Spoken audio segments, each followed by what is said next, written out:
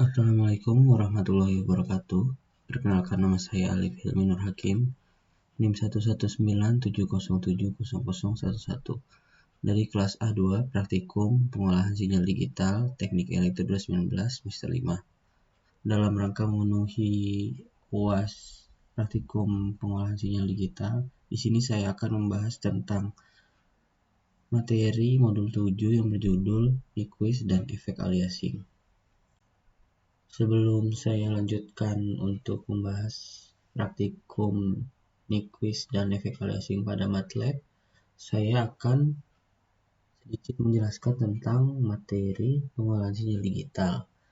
Nah, dalam pengolahan sinyal digital, kita biasanya mengenal dua sinyal, yaitu sinyal analog dan juga sinyal digital. Dalam merubah sinyal analog atau sinyal kontinu yang akan menjadi sinyal diskrit, kita harus melewati tahap sampling atau pencuplikan. Nah, tahap sampling sendiri itu merupakan pengambilan sampel dari sinyal analog pada waktu tertentu dengan sama cepat. Selain sampling, dikenal juga dengan istilah kuantitasi, yaitu merubah angka analog menjadi digital selebar n bit.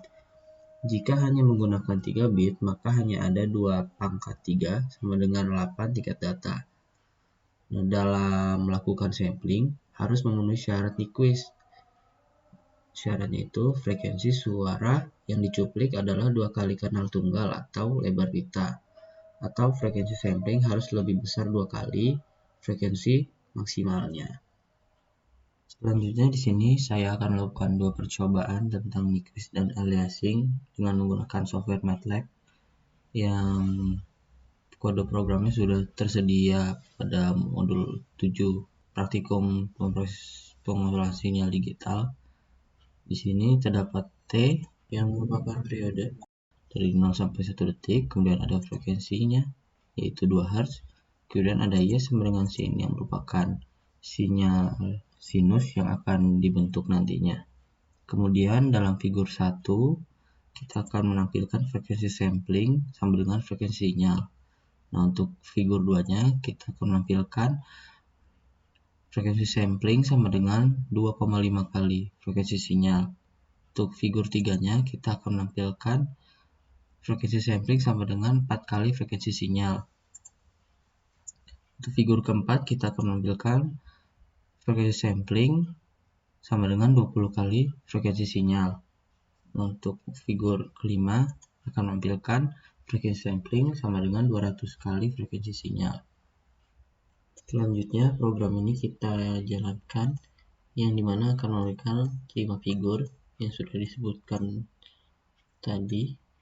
Dalam figur pertama terdapat sinyal sinus yang memiliki frekuensi 2 Hz.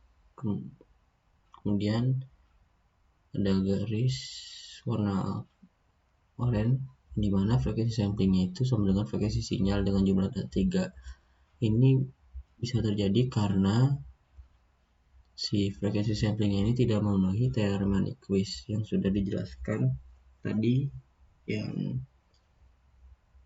dimana disebutkan frekuensi sampling itu harus lebih besar 2 kali frekuensi tunggalnya.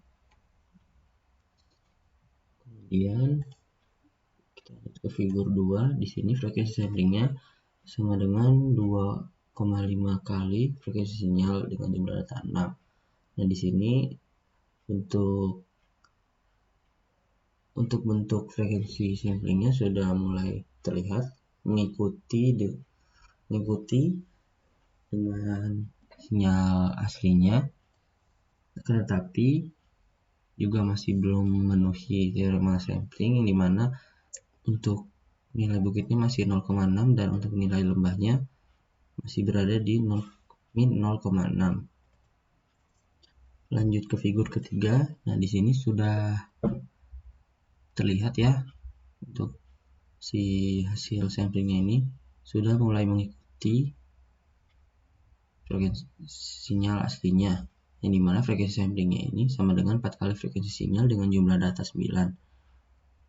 Bisa dilihat ini sudah memenuhi dari teorema Nyquist, yang dimana frekuensi sampling itu harus lebih besar 2 kali frekuensi maksimalnya. Kemudian lanjut ke figur 4-nya.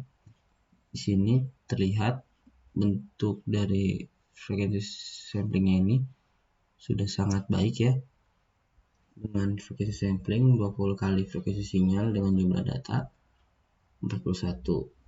Jadi ini sudah bentuk sampling yang cukup bagus. Lalu ada figur yang terakhir, yaitu figur 5, yang dimana frekuensi samplingnya itu sama dengan 200 kali frekuensi sinyal dengan jumlah data 401. Nah ini tuh juga bagus ya gitu, hasil dari samplingnya. Cuman kalau jumlah samplingnya itu kebanyakan juga nantinya akan memakan banyak data dalam bitnya. Lalu kita lanjut ke program berikutnya, itu aliasing, di mana programnya juga terdapat di modul 7. Nah, di sini untuk frekuensi sampling yang diberikannya itu 20 Hz. Kemudian periodenya dari 0 sampai 1. Nah, untuk frekuensi yang pertama itu 1 Hz, frekuensi 2-nya 2 Hz, frekuensi 3-nya 5 Hz, frekuensi 4-nya 10 Hz, frekuensi 5-nya 15 Hz, frekuensi 6-nya 18 Hz, frekuensi 7-nya 19 Hz. Langsung saja kita jalankan. Nah, di sini sudah tampil frekuensi sampling tadi itu. Di sini ada 1 Hz, 2 Hz, 5 Hz, 10 Hz, 15, 18, dan 19 Hz. Frekuensi 1 Hz itu yang biru ini.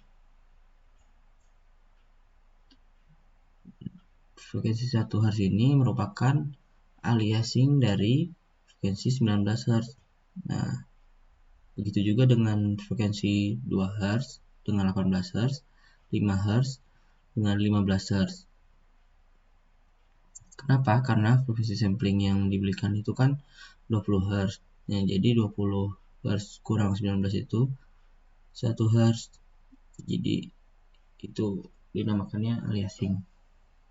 Untuk bisa menghasilkan gelombang yang jelas, tensinya yang jelas, kita harus memenuhi teorema Nyquist, yang dimana frekuensi samplingnya itu harus lebih besar 2 kali dari frekuensi maksimalnya.